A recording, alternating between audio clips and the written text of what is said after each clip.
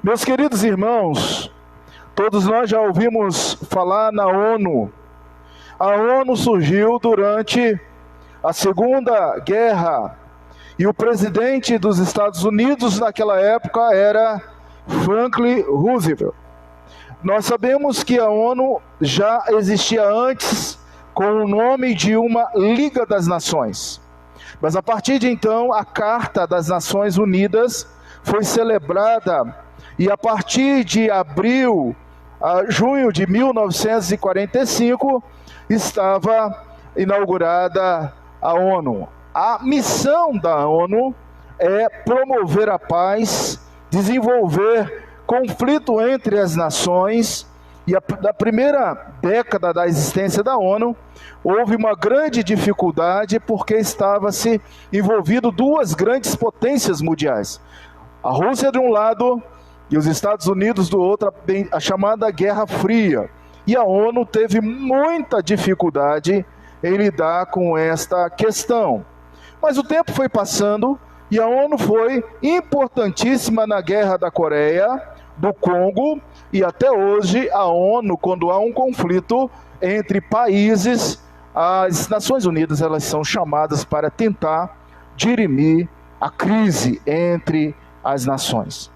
Pois bem, no sermão passado, se você olhar aí no finalzinho do texto, do capítulo 19, você viu e verá que nós estamos tratando de leis e no domingo passado falamos sobre a questão do falso testemunho. Perjuro em Israel. Perjuro em Israel seria falsas testemunhas que levantariam para testemunhar a respeito da questão civil, a respeito de propriedade alheia, de bem imóvel, e também pessoas que estariam num tribunal criminal testemunhando falsamente para que uma pessoa fosse absorvida de um julgamento, de um derramamento de sangue, por exemplo. Mas hoje, o nosso resumo é o seguinte: as estratégias são importantes. Eu quero que você pense aqui no inter-relacionamento de nações. Hoje a lei ela sai do campo penal, ela sai do campo civil e ela agora vai para o campo internacional. É o que nós chamamos de direito internacional, de relacionamento entre nações, de relacionamentos de outras localidades, onde nós temos que entender como a teocentrismo trabalha, a teocracia trabalha com essa questão do direito internacional, do relacionamento, das guerras que Israel deveria traçar e conquistar debaixo da égide do Senhor. Antes de mais nada, eu quero dizer algo para você. Quem é que batalha suas guerras? Yahvé. Quem é que luta por você? Yahvé. E dentro dessa afirmação, nós temos que entender que existem estratégias importantes dentro dessa luta que Yahvé traça por nós. Outra coisa que eu quero afirmar antes de entrar na exposição dos versículos é que você tem inimigos pertos e inimigos distantes. É o que trata esse texto. Todo esse texto está falando de uma guerra, de um povo de Deus que traçaria e que conquistaria cidades naquele instante, ao atravessar o Jordão, mas que também conquistaria cidades lá na frente, longe, aonde Moisés nem existiria mais, mas eles conquistariam estas cidades. Você que está comigo analisando, você já pensou, dentro do que eu estou abordando, de que você tem inimigos iminentes, próximos de você, e inimigos distantes. Quais são essas estratégias? É isso que nós vamos ver aqui. As estratégias que Deus apresentou para o povo, para que eles pudessem vencer tendo à frente o general, o Senhor, o Todo-Poderoso, o Yahvé. Meus irmãos queridos, suas guerras já foram vencidas por Jesus. Eu não sei como você entrou aqui nessa noite, como você chegou aqui, como está a sua vida. O momento em que nós estamos vivendo é um momento difícil, de pânico, de dor, de desespero, de insegurança. Muitos estão passando por crises em vários aspectos, mas eu quero dizer para você que me ouve nessa noite, Yahvé, o nosso general, vai à frente de nossas lutas, de nossas guerras. Guerras presentes, iminentes, guerras que virão no futuro. Irmãos, quando eu olho para esse texto, eu peço você agora que fixe os olhos no capítulo de número 20. O livro de Deuteronômio apresenta um grande interesse nas batalhas, nas guerras. Não uma guerra qualquer, mas uma guerra santa. Uma guerra onde o Senhor determina ao povo que pudesse lançar mão das armas e constituir batalhas. Essa não era simplesmente uma consulta prévia de Yahvé. Há muitos textos, como em 1 Samuel 28, 5, 6, 2 Samuel 5, 19, 22 e 23, em que podemos ver a consulta prévia a Yahvé de ir ou não à guerra. Os homens de Israel eram consagrados para essa tarefa. A missão era dos homens. 1 Samuel 21, 5, 2 Samuel 11, 11. E separavam no meio do povo pessoas que pudessem estar habilitadas para guerrear, pessoas que pudessem ser soldados. E Yahvé então habita no seu acampamento. A presença de Yahvé é constante. Você lembra como Deus se manifestava no meio do povo? De dia e de noite e de dia. A presença de Yahvé era constante. Então, diante dessa ordem especial, o nosso texto começa no versículo de número 1, que diz assim: quando, num certo dia, numa época, quando saíres a peleja, a luta, a guerra contra os teus inimigos, e vires cavalos, carros, povo de maior número do que tu, não temerás, pois o Senhor teu Deus, que te fez sair da terra do Egito, está contigo. A primeira exposição a Israel é não temer. Meus irmãos, por que nós tememos diante das lutas, das dificuldades, dos sentimentos que nós passamos, das crises que vêm? Olha, nós estamos vivendo um momento em que nós estamos temendo diante das circunstâncias que advêm sobre a nossa vida. É um processo que não é resolvido, é um problema de saúde, é a vacina que não chega. São pessoas que estão próximas de nós, que estão indo embora, e de repente você pensa, quem sabe, eu sou a bola da vez, eu sou o próximo, e isso nos faz temer.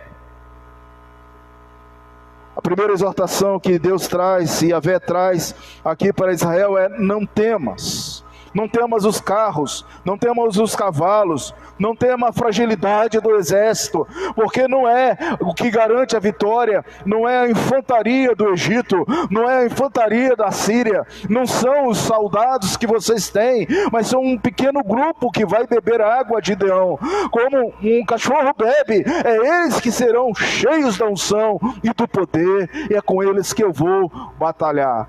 O que está produzindo medo na sua vida nessa noite? Versículo 2 e 4. Leia, por favor. Antes de Israel estar na batalha, os sacerdotes se dirigiam aos exércitos, exortando os soldados a não temerem. Porém, discernir certos graus de medo nesse breve resumo é muito importante. Por exemplo, um indivíduo poderia ter seu coração desfalecido. Um indivíduo poderia estar com medo.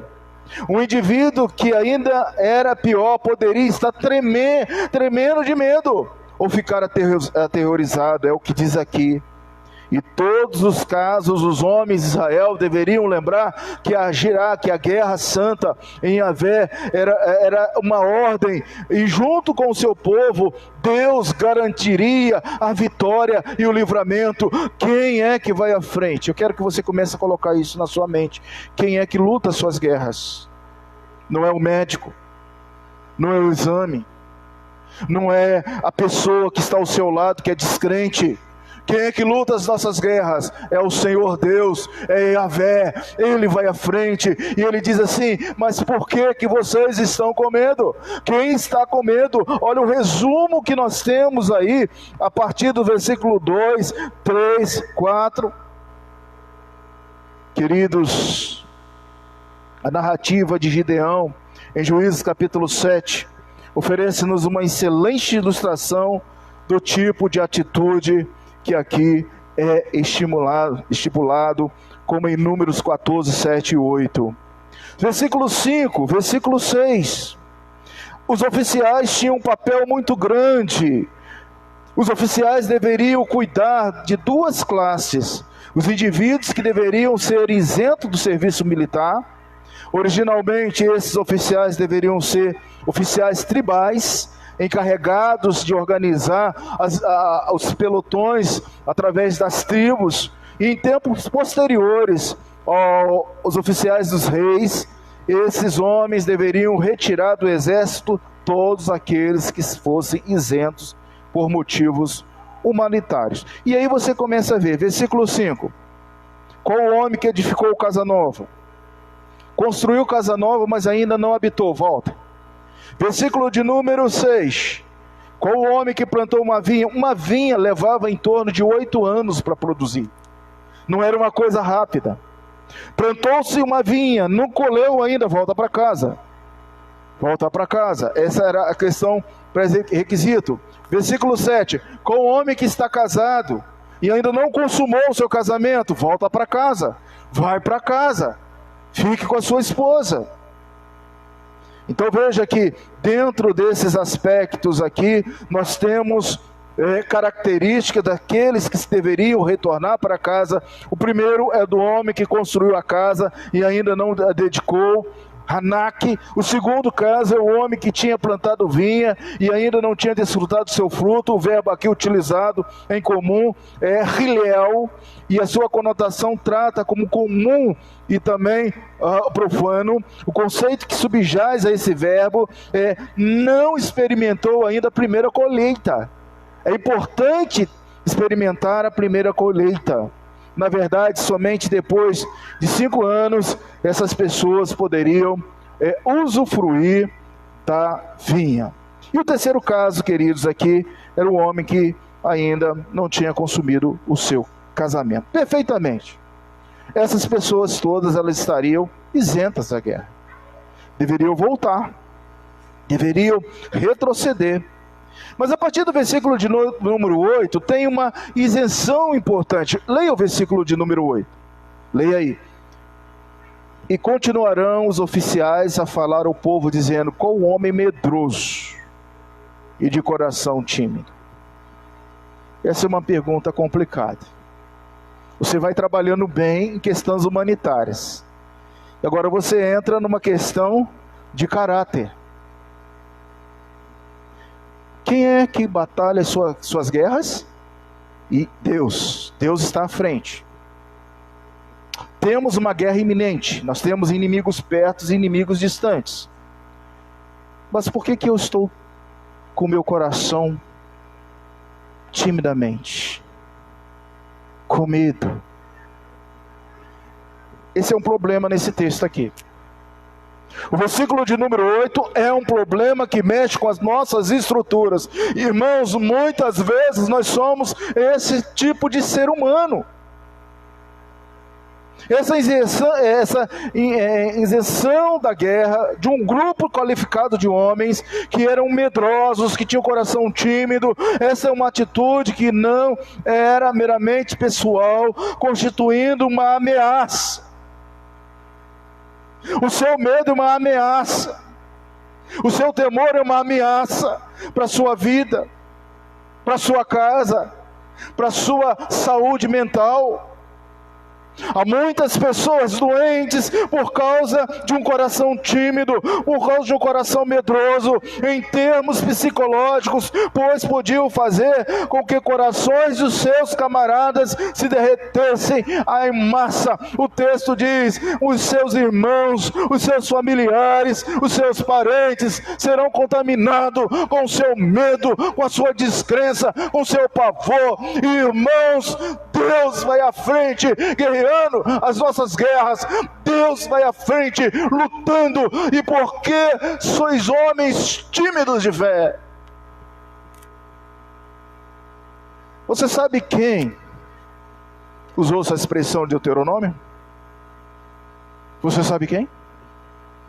Jesus, certa vez, ele vai andando sobre o mar.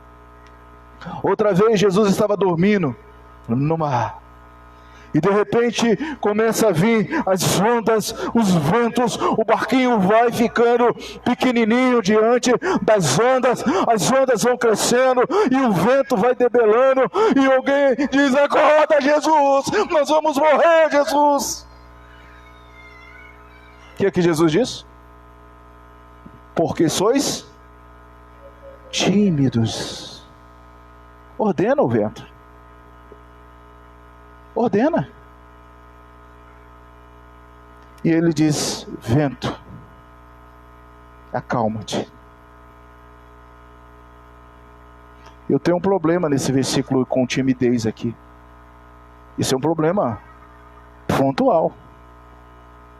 Porque uma coisa é humanitária, você usufruir de algo que você está plantando, que você ainda não usufruiu. Mas uma coisa pontual, onde a estrutura humana de timidez, irmãos, quem é que batalha as nossas guerras? Diga: Yahvé vai à frente das nossas lutas, das nossas batalhas. Mas por que eu sou tímido? Não estou falando timidez características, estou falando timidez caráter, falta de fé. Essa é a questão. Versículo 9, dê uma olhadinha. O ato final de preparação era a indicação de capitães do exército para conduzirem o povo.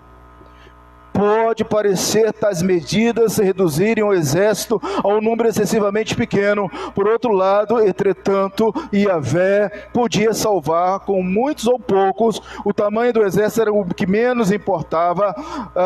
O que importava era a fé. É o que diz o versículo de número 9. Então, queridos, aqui nós já temos as preliminares para vencer a nossa guerra. Se o nosso resumo nessa noite é: as estratégias são importantes, e eu tenho ciência que Yahvé vai à frente lutando as minhas guerras, como eu me preparo? Quais são as estratégias das guerras que estão próximas e das guerras que estão distantes? A primeira coisa são as preliminares. Olha, você entrou nessa igreja hoje e eu tenho certeza que algumas pessoas nós temos as nossas lutas, as nossas pelejas. Mas a primeira coisa que você tem que pensar para vencer as suas lutas, as suas pelejas, é quais são as preliminares. Uma vez que você tem certeza que Jesus está à frente, que o comandante está à frente. Esses versículos, do versículo de número 1 até o versículo de número 9, que nós lemos aqui, são preliminares. Preliminares. E, grifo meu, cuidado com a timidez, com a falta de fé.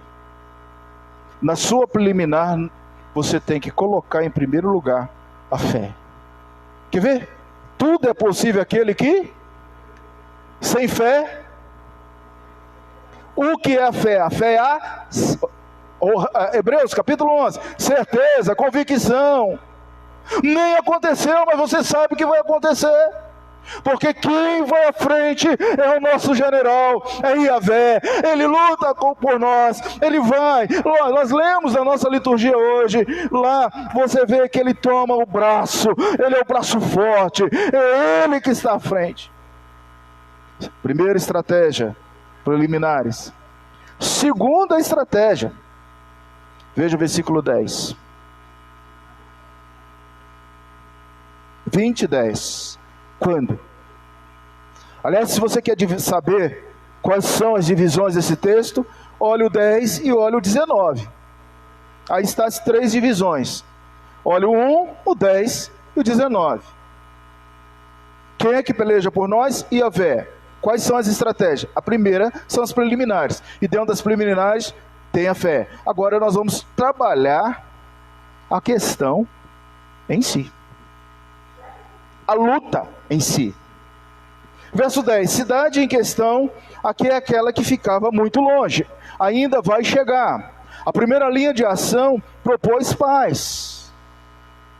Então o elemento da questão da batalha é ter paz. Estou agora certo da fé. Estou calçado com a fé. Agora eu preciso ter paz. Sabe por quê, irmãos? Quando a gente está guerreando uma luta, passando por uma peleja, passando por uma batalha, passando por uma tribulação, tudo que falta é a paz.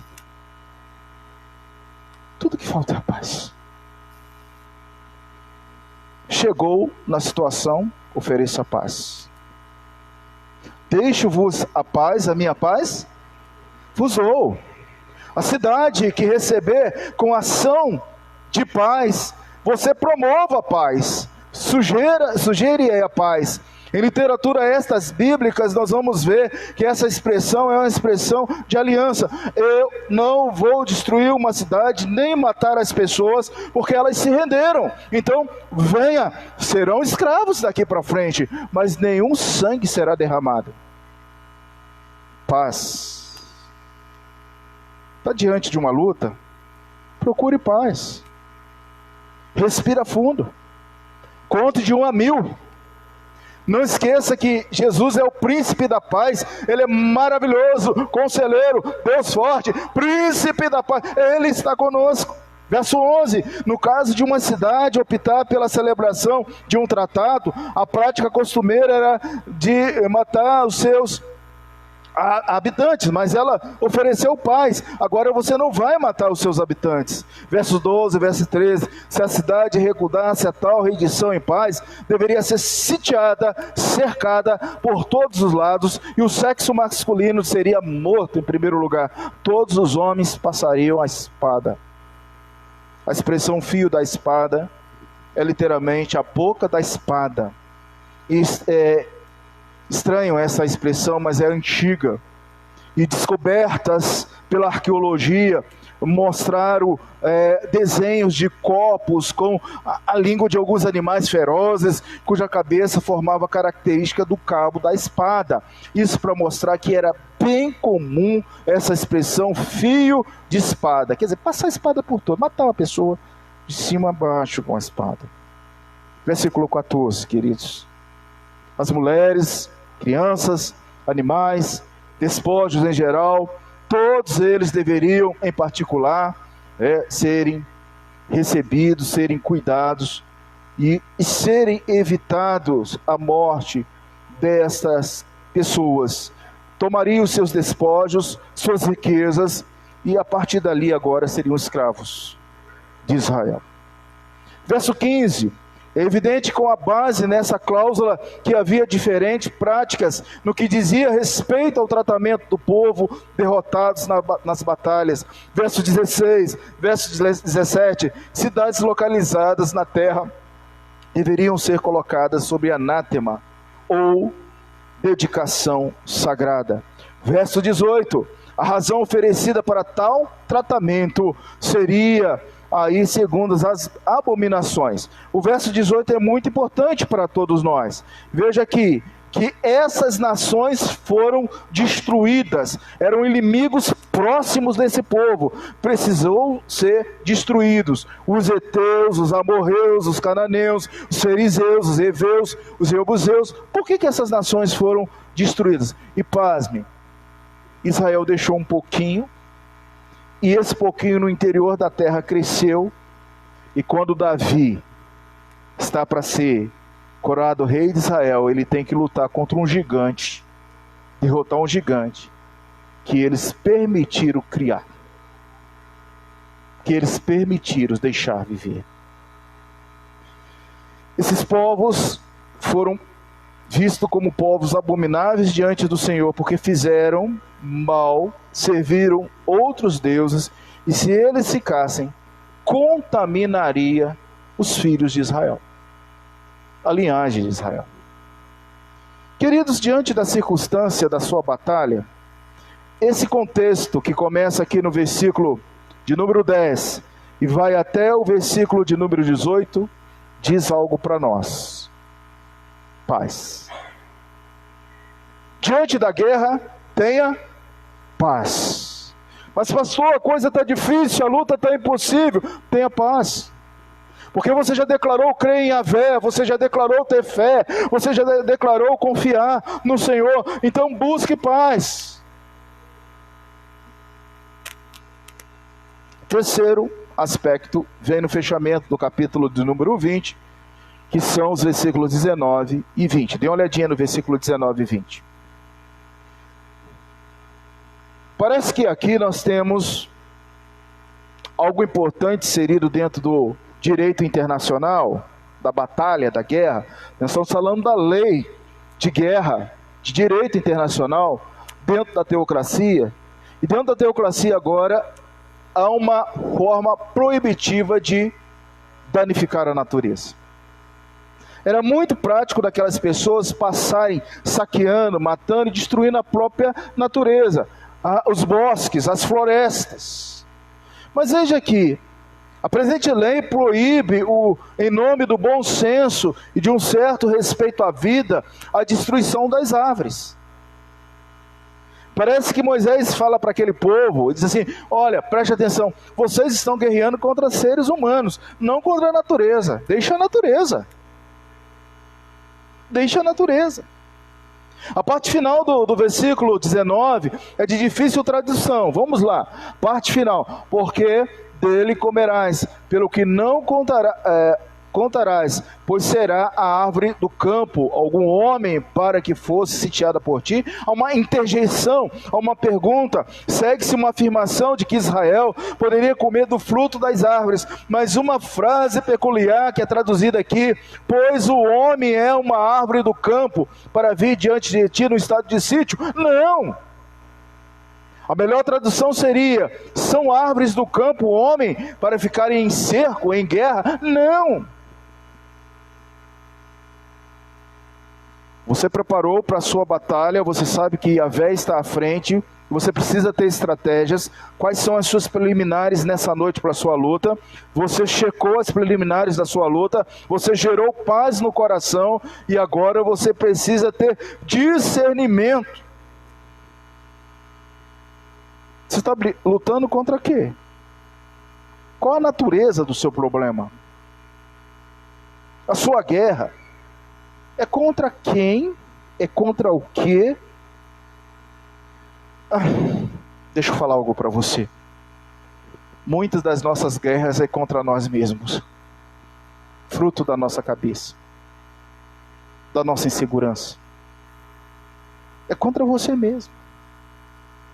Certa vez o salmista disse, menino, assim: ó alma, por que estás batida? Eu fico olhando o Davi diante do espelho, interagindo com ele. Ó alma, por que está batida? Ó alma, por que está desesperada? Ó alma, por que está em conflito? Espere no Senhor, confia no Senhor, e eu ainda verei a vitória em nome do Senhor. Qual a fonte dos seus problemas? A natureza dos seus problemas?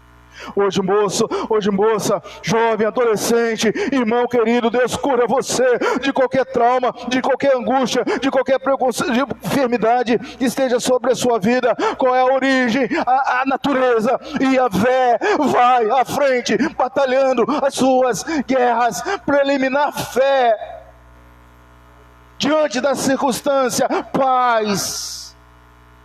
E agora você vai checar o que? A fonte do seu problema. Queridos irmãos, verso 20: ao fim de evitar a destruição indiscriminada de todas as árvores, da botânica, da fauna, da biologia, Calvino diz que nós, cidadãos eleitos, escolhidos por Deus, temos uma responsabilidade com a natureza. Meu irmão, plante uma plantinha na sua casa. Casa que não tem um verde é casa morta. Eu moro no 20º andar, e lá a dona Glaucia já plantou algumas plantinhas, e eu olho aquilo lá e fico vendo como é que uma plantinha vai sobreviver, e ela sobrevive. A verde lá em casa, e precisa ter verde na sua casa, porque isso é respeito à natureza, que proclama, que anuncia as obras do Criador. A revelação natural prega Deus, mostra Deus, e a sua guerra não é contra a natureza que Deus criou, contra o homem decaído, pecador, e às vezes contra você mesmo. Você mesmo. Se essa lei tivesse sido observada em Israel, na Palestina, haveria muitas matas, florestas, bosque, botânia, fauna e flora. Quando eu passei pelo Catecismo Maior, queridos, eu encontro uma pergunta, que é a 31, que muito me sacode em relação às minhas guerras. A pergunta 31 do Catecismo Maior é: com quem foi feito o pacto da graça? Eu preciso falar sobre graça, porque nós vamos estudar sobre graça, nós vamos entender sobre graça, e eu quero dizer que Yahvé está à frente da sua batalha. É graça, é um favor imerecido. O pacto da graça foi feito com Cristo, como sendo o segundo Adão, e nele, como todos os eleitos, com sua semente. Em 1 Coríntios capítulo 15, versículo 22, 45 diz: porque assim como em Adão todos morrem, assim também todos serão vivificados em Cristo. Pois assim como está escrito, o primeiro homem, Adão, foi feito alma vivente. Mas Jesus Cristo, o último Adão, Espírito vivificante. Quem é que vai à frente? Yahvé. Está à frente das suas lutas, das suas pelejas, da guerra santa. Yahvé estaria à frente. Quem é que traz o Espírito vivificante, que gera fé, que gera paz, que mostra a fonte do problema? Cristo. Isso é graça. Efésios 1, versículo 4. Assim como nos escolheu, você que está aqui nessa noite, você que me ouve, é um irmão querido, escolhido em Deus, nele antes da fundação do mundo, para sermos santos, irrepreensíveis perante Ele, e não ser tímidos. O problema da timidez destrói essa convicção. Dobre os seus joelhos, clame ao Senhor: Senhor, eu tenho fé em Ti, que o Senhor está diante dessa luta que eu estou passando. Senhor, eu tenho fé em Ti, que o choro pode durar uma noite, mas a alegria vem pela manhã. Senhor, porque Tu me escolheste. Deus te escolheu, querido, antes da fundação do mundo. 2 Timóteo 1, versículo 9 diz: quem nos salvou e nos chamou com santa vocação, não segundo as nossas obras, mas conforme a sua própria determinação e graça, que nos foi dada em Cristo Jesus, antes dos tempos eternos. Quem é que vai à frente? Yahvé. Quais são as nossas estratégias? Importante para você vencer a sua luta, a sua peleja, a sua batalha. Eu quero terminar a nossa reflexão dessa noite sempre aplicando, primeiro, o que essa passagem nos ensinou. O que esses 20 versículos te ensinou durante essa semana? Primeiro, que existe uma guerra iminente.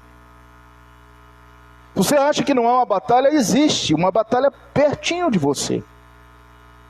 Talvez a batalha que está acontecendo hoje está dentro da sua cabeça, dentro do seu coração. Reverendo, me dá um exemplo, te dou. Irmãos, o seu coração não foi feito para guardar rancor, guardar mágoa. O seu coração foi feito para liberar perdão e receber perdão. Tem pessoas que passam, Daniel, a vida toda remoendo uma coisa que aconteceu no passado. A pessoa vai dormir, está presa àquele caso. A pessoa vai viajar, está presa àquele caso. A pessoa vai trabalhar, está algemado àquele caso. Ah, mas fulano disse, Beltrano fez. Eu trago na marca uma ferida há anos. Em nome de Jesus, libere isso aí. Tira a algema. O seu coração, a sua vida não foi feita para isso. Yahvé vai à frente. Yahvé te dá a vitória. Yahvé é contigo. Libere, querido. Essa é uma guerra que está perto de você. Ansiedade. As pessoas vão ficando ansiosas com tantas coisas, tantos problemas. Aí a palavra de Deus diz assim: lançai sobre mim toda a ansiedade, porque eu tenho cuidado de vós. Quantos concursos, provas, as pessoas são eliminadas na noite seguinte, no sábado. Não foi nem na hora de fazer a prova, no sábado. A pessoa começa a pensar: eu não vou dar conta de responder, eu não vou passar, eu vou ser reprovado. Não dorme, está preocupado. Estudou, lança sobre Deus, confia no Senhor, tenha paz. A tua peleja vai ser grande, mas se Deus é por nós, você tem que falar isso para você, querido.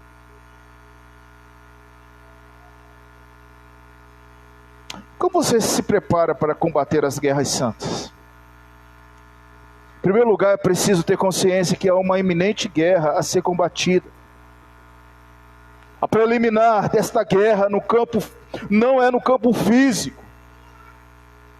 Não é no campo físico. Esse exemplo que eu dei há poucos minutos, de não liberar perdão, de não receber perdão, não é contra aquela pessoa, mas é no mundo espiritual. E se você não trabalhar isso, você vai morrer espiritualmente, no campo espiritual. Paulo nos ensina como entrar nesse combate. Paulo nos ensina como entrar nessa guerra. Paulo nos ensina a vencer uma guerra iminente e uma guerra no futuro. É isso que a palavra de Deus nos ensina. E ele diz: somente revestindo de toda a armadura de Deus, que podereis ficar firmes contra as ciladas do diabo. Essa batalha espiritual é contra os principados e potestades, contra os dominadores desse mundo tenebroso, contra as forças espirituais do mundo, nas regiões celestiais. Efésios capítulo 6, versículo 12. Essa é a nossa luta iminente. A guerra em si, ela é vencida com a verdade e com a justiça. O Evangelho, boas novas, fé salvadora, Espírito Santo, palavra de Deus no coração, todos os tipos. E lá em Efésios ele diz assim: orando no Espírito por todos os santos. Porque nesse momento você deveria estar orando por esse que está pregando aqui. Porque a gente está ensinando estratégias para você vencer as suas lutas, para que haja intrepidez ao falar ou abrir a boca da gente. Paulo fala isso. A guerra em si, ela é vencida com a verdade, com a justiça, com o Evangelho, com a fé salvadora, com o Espírito Santo que produz a palavra de Deus e coloca no seu coração, com muita oração, em todos os momentos. E o foco da guerra, a natureza da guerra, o foco da guerra são os eleitos de Deus. Deixa eu falar algo para você. Se você optar a ser um filho de Deus, uma filha de Deus, você vai ter muitas guerras, muitas batalhas. Ser crente é ser um soldado. É ser um soldado que sabe manejar bem a palavra. É ser um soldado que tem fé em Deus. É ser um soldado que olha assim, diz assim: eu sei em quem tenho crido, que Ele é poderoso para fazer infinitamente mais do que eu penso. Eu não tenho medo. Crente que não tem batalhas, vou falar devagarzinho. Crente que não tem pelejas, crente que não tem batalhas, precisa reavaliar a sua vida.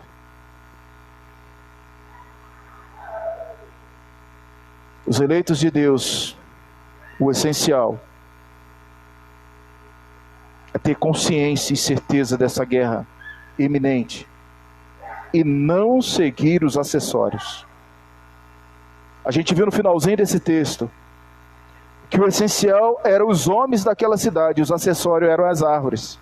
Eu vou destruir o acessório que vai me dar comida. Tem muita gente olhando para o acessório, não quer matar o essencial da sua vida. Tudo que não compõe o ser humano integral é acessório. Não justifica a sua timidez, a sua fragilidade com os acessórios. O pacto da graça é reforçado na guerra espiritual que todos nós travamos. E eu termino aqui agora, cheio aqui o tablet, perguntando que guerra você está travando hoje. Eu gostaria que o ministério pudesse vir tocar os cânticos dessa noite. Enquanto eles estiverem cantando, louvando, você vai ficar sentado, pensando na sua vida. Vocês vão cantar só, e eles vão ficar meditando. E eu quero que vocês pensem nas suas guerras. Hoje todos nós temos guerra, irmãos. Guerras interpessoais, guerras particulares, conflitos. Eu quero que você pense hoje nas batalhas que você está travando, nas guerras que você está travando com você mesmo. E que, em primeiro lugar, você crie uma estratégia hoje, nessa noite, direcionada por essa palavra, com preliminares, com foco, deixando o Senhor, nosso Deus, ir à frente. Você vai ficar em oração. Oração por você, oração pela sua casa, oração pelos seus problemas. E no final nós vamos, no terceiro cântico que eles vão tocar, nós vamos ficar em pé e vamos louvar a Deus cantando com eles. E nós vamos orar. Mas nesse momento que eles vão louvar com os 2 primeiros cânticos, você vai orar. E vai, Senhor, eu tenho uma guerra comigo mesmo. Eu tenho uma guerra tão antiga, Senhor. Eu não consigo perdoar o meu pai. Eu não consigo perdoar minha mãe. Eu não consigo perdoar minha irmã. Eu não consigo perdoar a mim mesmo. Eu fui criado sendo isolado. Analise sua vida aí. Você conhece as guerras que você está travando. E nesse momento você pode falar com o general Iavé, que vai à frente. Ele está à frente. Ele garante a vitória. Em nome de Jesus. Amém?